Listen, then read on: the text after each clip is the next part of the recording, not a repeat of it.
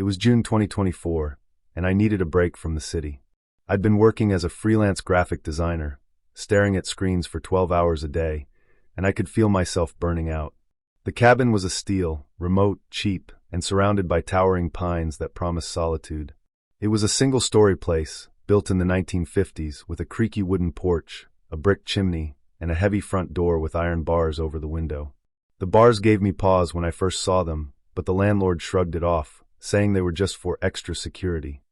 I didn't think much of it at the time. I should have. The first few weeks were uneventful.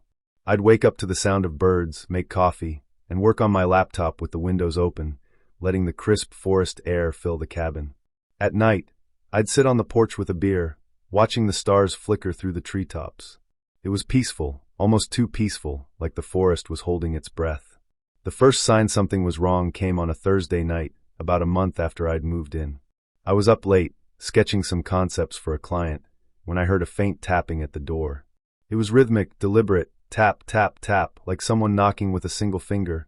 I froze, my pencil hovering over the paper. I wasn't expecting anyone. The nearest neighbor was a mile away, and I hadn't told anyone where I was staying except my parents, who were back in Portland. I set the pencil down and stood, my heart thudding in my chest. The cabin was small, so it only took a few steps to reach the door.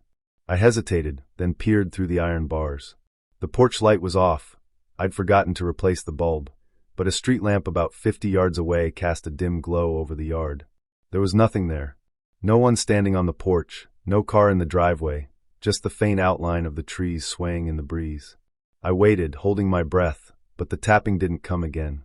I figured it was a branch brushing against the house, or maybe a raccoon rummaging around. I locked the door, double-checked the windows, and went back to my sketch. But I couldn't shake the feeling that something was watching me, just beyond the glass. The next night, it happened again. This time, I was in bed, scrolling on my phone when the tapping started. Tap, tap, tap. It was louder this time, more insistent, and it didn't stop. I sat up, my stomach twisting into knots. I glanced at the clock, 11:47 p.m. The tapping continued, steady and unrelenting like a metronome. "Hello?" I called out, my voice cracking. I don't know why I said it. I didn't expect an answer. But the tapping stopped abruptly, and for a moment, there was nothing but silence. Then a voice spoke from the other side of the door. "Excuse me," it said, soft and polite, with a faint accent I couldn't place. "I'm terribly sorry to bother you at this hour. May I come in?" I froze, my blood running cold. The voice sounded normal. Too normal. It was the kind of voice you'd expect from a neighbor asking to borrow a cup of sugar, not someone standing outside a remote cabin in the middle of the night. I didn't respond, hoping whoever it was would go away. But the voice spoke again, this time a little louder. "I've been walking for hours," it said. "I'm lost, and it's so cold out here. Please, I just need to warm up for a moment. I won't be any trouble." Every instinct in my body screamed not to open the door. I didn't care how polite they sounded. Nobody should be out here at this hour, and I wasn't about to let a stranger into my cabin. I grabbed my phone and dialed 911, keeping my voice low as I explained the situation to the operator. She told me to stay on the line, and that a deputy would be there as soon as possible, but it could take up to 45 minutes because of how far out I was. The voice spoke again, this time with a hint of desperation. "Please, I can see the light on. I know you're in there. I just need a glass of water. I'll leave right after, I promise." I didn't answer. I crept to the door, my phone still pressed to my ear, and looked through the bars. The street lamp's faint glow illuminated the porch, but there was no one there. No shadow, no movement, nothing. My heart pounded in my chest. Where the hell was the voice coming from? The tapping started again, faster this time, almost frantic. Tap, tap, tap, tap, tap. And then the voice changed. It was still polite, but there was an edge to it now, a sharpness that made my skin crawl. "You're being very rude," it said. "I've asked so nicely. All I want is to come inside. Why won't you let me in?" I backed away from the door, my hands trembling. The operator's voice crackled through the phone, asking if I was okay, but I could barely focus on her words. The tapping grew louder, more aggressive, until it sounded like someone was pounding on the door with their fists. I ran to the bedroom, locked the door, and shoved a dresser in front of it, my mind racing. I didn't know what was out there, but I knew I wasn't opening that door. The pounding stopped as suddenly as it had started.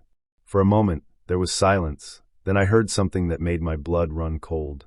A low, guttural laugh, like something out of a nightmare, coming from just outside the bedroom window. I dropped the phone and spun around, but the window was too high for me to see out of without standing on something. I didn't dare move. The laugh faded, and the voice returned, soft and polite once more.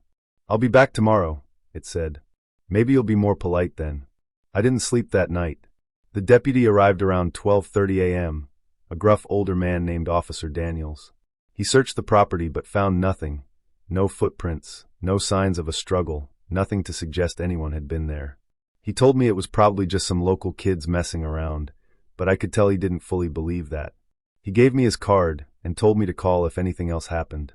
The next day, I drove into town and bought a security camera. It was one of those cheap ones you can monitor from your phone, but it was better than nothing.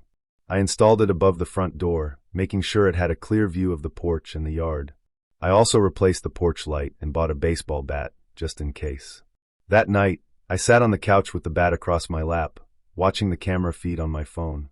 The hours ticked by, 10 p.m., 11 p.m., midnight. I was starting to think nothing would happen when the tapping started again. Tap, tap, tap. My heart sank. I glanced at the camera feed, expecting to see nothing, just like the night before. But this time, there was something there. The camera showed a figure standing on the porch, just out of the light's reach. It was tall and thin, with long, stringy hair hanging over its face. Its skin was pale, too pale, almost glowing in the dim light, and its mouth was stretched into a wide, unnatural grin, showing too many teeth. Its eyes were black, empty voids that seemed to stare right through the camera. It was holding something in its hand, but I couldn't make out what it was. The voice spoke again, the same polite tone as before. "Good evening," it said. "I told you I'd be back. May I come in?" I didn't answer. I couldn't. My hands were shaking so badly I could barely hold the phone. The thing on the porch tilted its head, like it was listening, and then it raised its hand and tapped on the door again. Tap, tap, tap.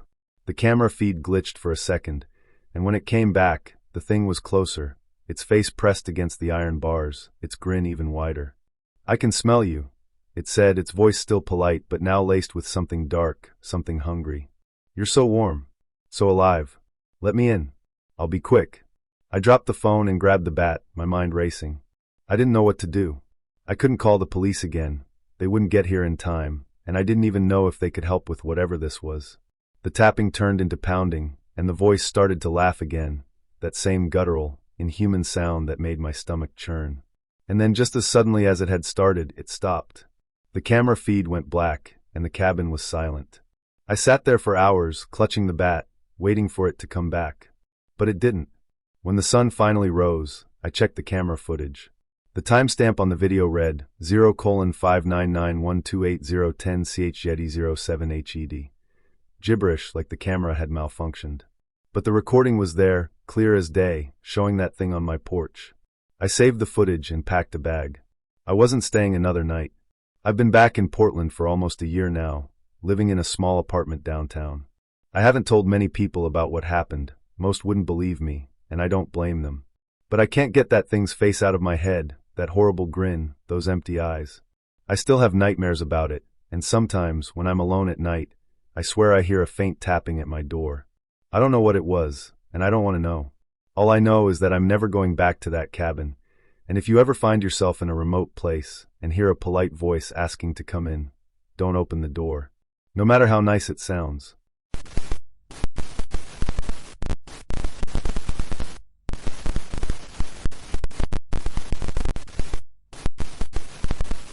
I've never been the type to scare easily.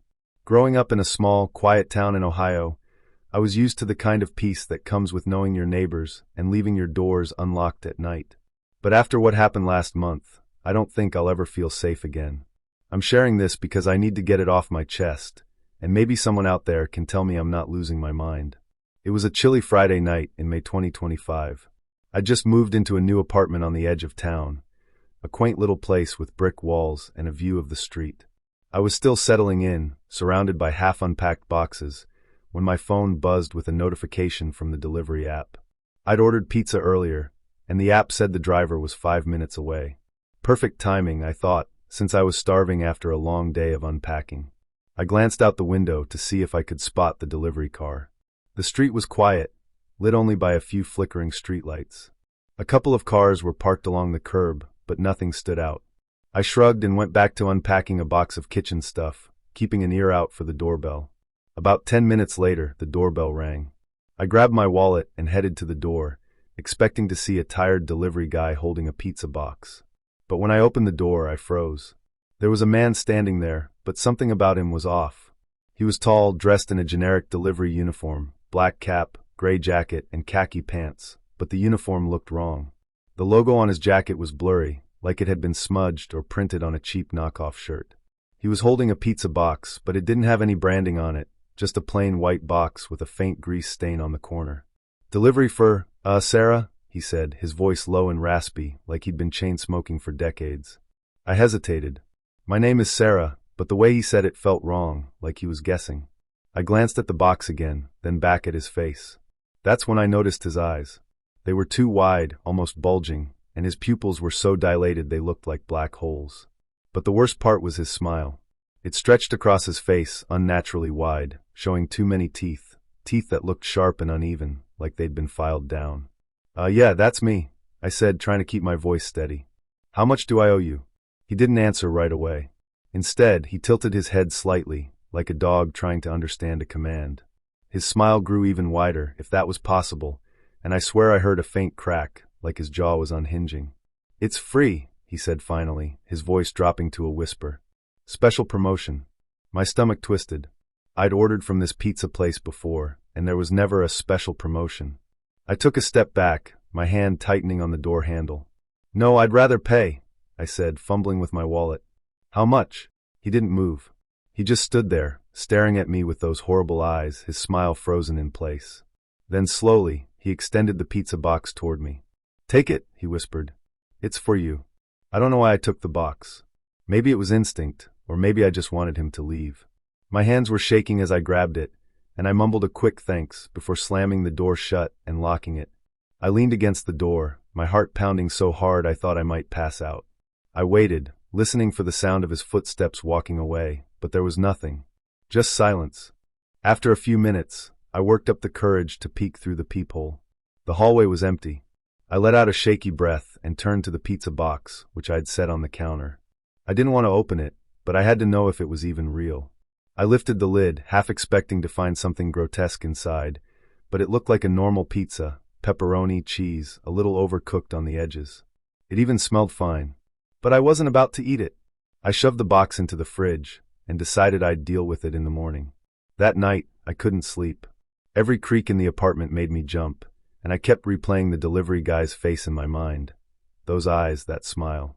Around 2 a.m., I heard a noise outside my window. It was faint, like someone tapping on the glass. I sat up in bed, my heart racing, and grabbed my phone to use as a flashlight. I crept to the window and pulled the curtain back just enough to peek outside. There he was. He was standing on the sidewalk, right under the streetlight, staring up at my window. His head was tilted back at an unnatural angle, and his smile was even wider than before, stretching from ear to ear. His eyes glowed faintly in the dim light, like a cat's eyes catching the reflection of a camera flash. He raised a hand and waved at me, a slow, deliberate motion that sent a chill down my spine. I dropped the curtain and stumbled back, my hands trembling so badly I could barely dial 911.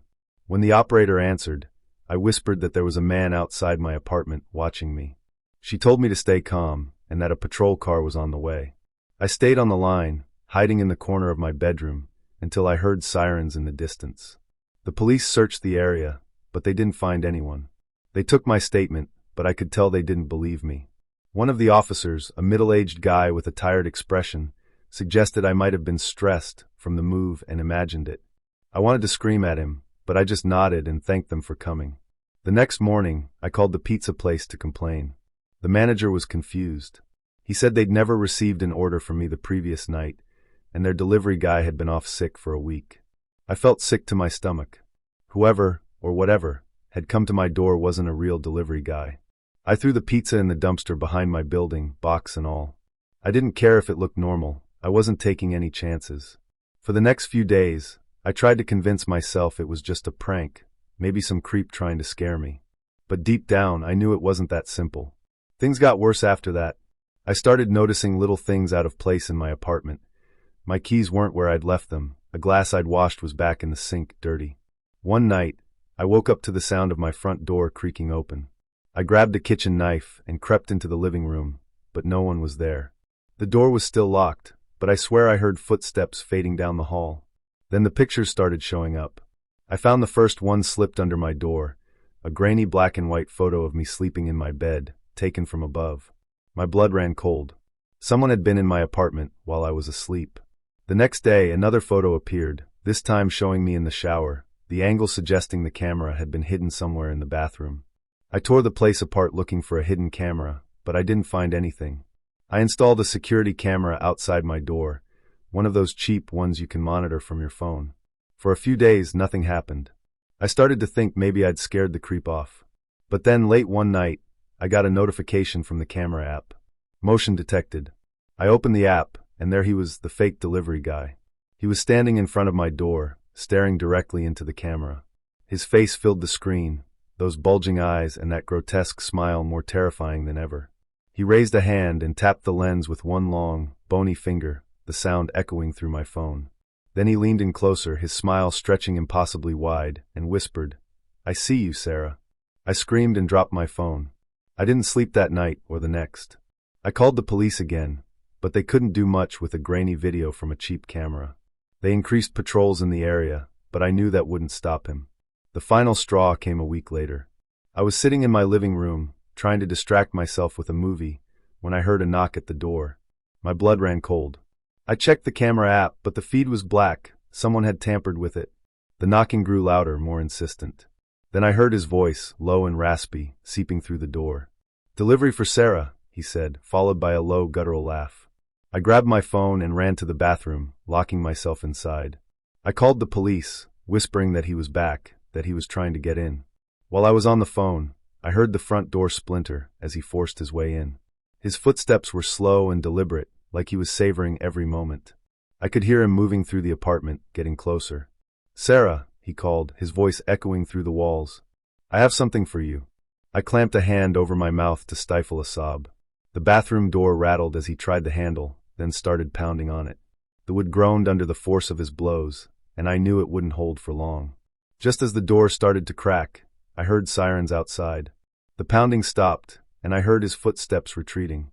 When the police arrived, they found the front door hanging off its hinges and muddy footprints leading out of the apartment and down the street. But once again, he was gone. I moved out the next day. I couldn't stay there, not after that. I'm living with a friend now, but I still don't feel safe.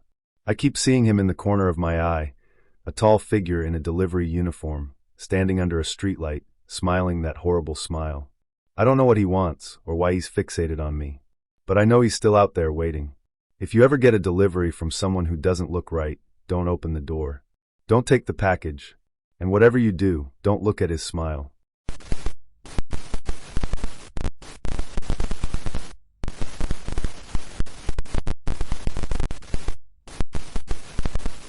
It began 4 nights ago.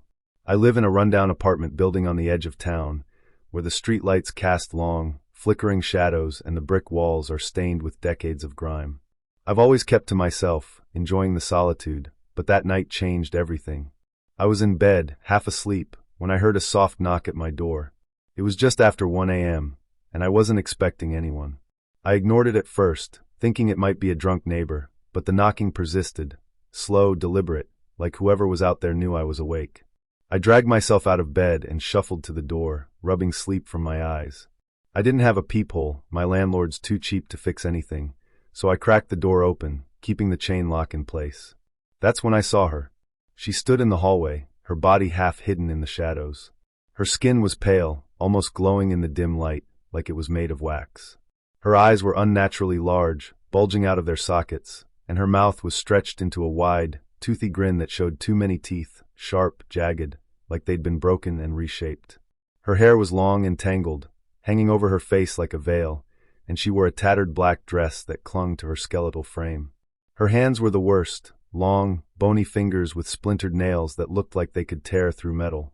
She looked human, but only at a glance. The longer I stared, the more wrong she seemed, like a nightmare trying to pass as reality. "Can you help me?" she asked, her voice a low, guttural rasp that made my skin crawl. I'm so cold. Please let me in. I slammed the door shut and locked it, my heart racing. I didn't know who, or what, she was, but every fiber of my being told me she wasn't right. I leaned against the door, trying to steady my breathing, but then I heard her speak again, her voice coming from inside my apartment. You can't keep me out, she whispered, and I swear I felt her breath on the back of my neck. I spun around, but there was nothing there. My apartment was empty, the lights flickering slightly, as if they were struggling to stay on. I grabbed a baseball bat from my closet and searched every corner, every shadow, but I found nothing.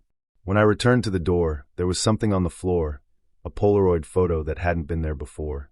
It showed her standing outside my building, her face frozen in that horrible grin, with numbers stamped at the bottom. 0.5991280, 100 red 07 MEO. I didn't know what they meant, but the sight of her face on that photo made my stomach twist. I didn't sleep that night. I sat on the couch, bat in hand, jumping at every sound. When morning came, I decided to take the photo to the police. I didn't know what else to do. But when I got to the station, the officer I spoke to looked at the Polaroid and frowned. We've seen these, he said, his voice tense. People have been finding these photos for years. Always the same woman. We don't know who she is, or what she is. If you see her again, don't let her in. Don't even open the door. I left the station feeling worse than when I'd arrived. The officer's words echoed in my head, and I couldn't shake the feeling that I was being watched. I stopped at a hardware store on my way home and bought a new deadbolt for my door, along with a cheap security camera. I spent the afternoon installing them, hoping they'd give me some peace of mind. That night, I watched the camera feed on my phone, the grainy black and white image showing the hallway outside my door. At 1:13 a.m., she appeared.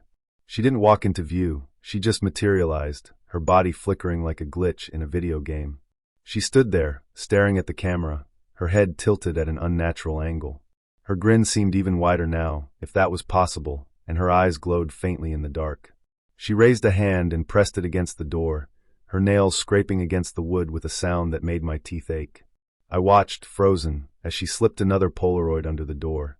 I didn't want to look at it, but I couldn't stop myself. The photo showed me sitting on the couch, staring at my phone, completely unaware of the figure standing behind me. It was her face looming over my shoulder, that horrible smile stretched across her face. The numbers on this photo were 0.599128, 1101 red 08 MEO. I felt bile rise in my throat. She'd been in my apartment again, and I hadn't even known it. I called the police, but the line went dead before anyone answered. I heard her voice through the static. Let me in. I threw my phone across the room and grabbed the bat again, my hands shaking so badly I could barely hold it. I didn't know what to do. I couldn't leave, I had nowhere to go, and I couldn't stay, not with her coming back every night. The next day, I went to the library, desperate for answers. I searched through old newspapers, looking for anything that might explain what she was. After hours of digging, I found a small article from 1973 about a woman who'd lived in my building. Her name was Eliza Marrow, and she'd been a recluse, shunned by the community for her strange behavior. One night, she'd vanished, and no one knew what had happened to her. But soon after, people started seeing her at night, begging to be let into their homes. Those who did were never seen again. The article called her the Smiling Woman, a name that sent a chill down my spine. I kept searching, hoping to find something that might help me stop her. I came across a book on local folklore that mentioned a ritual to banish malevolent spirits, something about burning a piece of their past to sever their tie to the living world. The article had said Eliza had left behind a diary when she disappeared, and I wondered if that might be the key. But where would I find it? The library didn't have it, and I didn't have time to search the whole town. That night, she came back. This time, she didn't just stand there. She started pounding on the door, her fists hitting so hard I thought the wood would splinter. "Let me in," she screamed, her voice a guttural snarl that echoed through the walls. I could feel her presence, like a dark cloud pressing down on me, trying to force me to open the door. I clutched the bat, tears streaming down my face, and shouted, "Go away. I'm not letting you in." She stopped pounding, and for a moment there was silence. Then I heard a soft laugh, high-pitched and chilling, and another Polaroid slid under the door. This one showed me standing in my kitchen, holding the bat, my face pale with fear. She was in the background, her face pressed against the window, her eyes locked on mine. The numbers were 0.59912822102 red 09 MEO. I dropped the photo and backed away, my mind racing. She was getting closer, bolder. I didn't know how much longer I could hold out. I remembered the ritual from the book and decided I had to try it. I didn't have Eliza's diary, but I had the Polaroids. Maybe they'd be enough. I gathered them up, along with some matches and a metal bowl, and set everything up in the middle of my living room. I placed the photos in the bowl, lit a match, and dropped it in. The photos caught fire quickly, the flames casting eerie shadows on the walls. I whispered the incantation I'd memorized from the book, hoping it would work. For a moment, nothing happened. Then I heard a scream, a horrible, unearthly wail that made my ears ring. The lights in my apartment flickered and went out, plunging me into darkness. I could hear her outside, thrashing against the door, her screams growing louder and more desperate. The air grew cold, so cold I could see my breath, and I felt something brush against my arm, something icy and sharp. I don't know how long I sat there, curled up on the floor, listening to her screams. But eventually they stopped. The lights came back on, and the air warmed. I looked at the bowl. The photos were nothing but ash. I didn't know if the ritual had worked, but I didn't hear her again that night. It's been a day since then, and I haven't seen her. But I'm not foolish enough to think she's gone for good. I can still feel her presence, lingering at the edges of my mind. I see her face when I close my eyes, her pale, waxy skin, her bulging eyes, that horrible, toothy grin. I hear her voice in my dreams, whispering, "You can't keep me out. If you live in this apartment, if you see her, don't let her in. She'll beg, she'll scream. She'll even try to trick you by pretending to be someone you love." I heard her use my sister's voice last night, and it nearly broke me. But you can't give in. She's not human, not anymore. She only looks human to draw you in.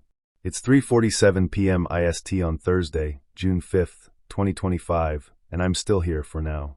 But I don't know how much time I have left. If you find this, if you know how to stop her for good, please tell me. I don't want to be her next victim. Don't let her in. She only looks human.